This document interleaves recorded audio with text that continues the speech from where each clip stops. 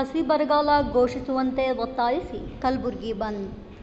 ಕಲಬುರಗಿ ರೈತಪರ, ದಲಿತ, ಕನ್ನಡ, ಮಹಿಳಾ ಪರ ಸಂಘಟನೆಗಳ ವತಿಯಿಂದ ಒಗ್ಗಟ್ಟಾಗಿ ಹಸಿ ಬರಗಾಲ ಘೋಷಣೆ, ಸಾಲ ಮನ್ನಾ ಸೇರಿದಂತೆ ಇನ್ನಿತರ ಬೇಡಿಕೆಗಳ ಈಡೇರಿಕೆಗೆ ಆಗ್ರಹಿಸಿ ಕಲಬುರಗಿ ಬಂದ್ ಮಾಡಲಾಯಿತು.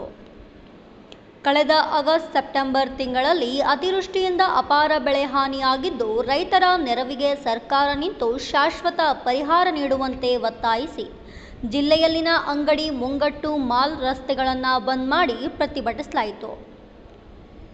ಕಲಬುರಗಿ ನಗರದಲ್ಲಿ ಕೇಂದ್ರ ಬಸ್ ನಿಲ್ದಾಣ ಸೇರಿದಂತೆ ಹುಮ್ನಾಬಾದ್, ರಿಂಗ್ ರೋಡ್ ಸೇರಿ ಇನ್ನಿತರ ಕಡೆಗಳಲ್ಲಿ ರಸ್ತೆ ತಡೆದ ರೈತರು ಬೆಳಗ್ಗೆ 7 ಗಂಟೆಯಿಂದ ಸಾಯಂಕಾಲ 4ರವರೆಗೆ ಸಂಪೂರ್ಣ ಕಲಬುರಗಿ ಬಂದ್ ಮಾಡಿದರು. ನಗರೇಶ್ವರ ಶಾಲೆಯಿಂದ ಜಗತ್ ಸರ್ಕಲ್ ವರೆಗೆ ಬೃಹತ್ ಮೆರವಣಿಗೆ ಮುಖಾಂತರ ಬಂದು ಮಾನವ ಸರಪಳಿ ಮಾಡಿ ರೈತ ಮುಖಂಡರು ಮಾತನಾಡಿದರು. ಈ ಸಂದರ್ಭದಲ್ಲಿ ರೈತರು, ರೈತ ಮುಖಂಡರ ಜೊತೆ ಪೊಲೀಸರ ವಾಗ್ವಾದ ನಡೆಯಿತು. ರೈತರನ್ನ ಹತ್ತಿಕ್ಕುವ ಕೆಲಸ ಪೊಲೀಸರು ಮಾಡಿದ್ರೂ ಸಹ ರೈತರು ಜಗ್ಲಿಲ್ಲ.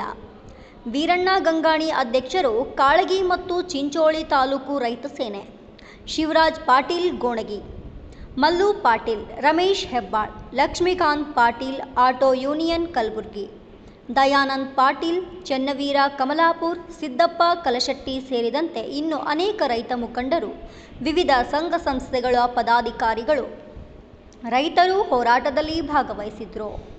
ವರದಿ ಎಸ್.ವಿ. ಗಂಗಾಣಿ.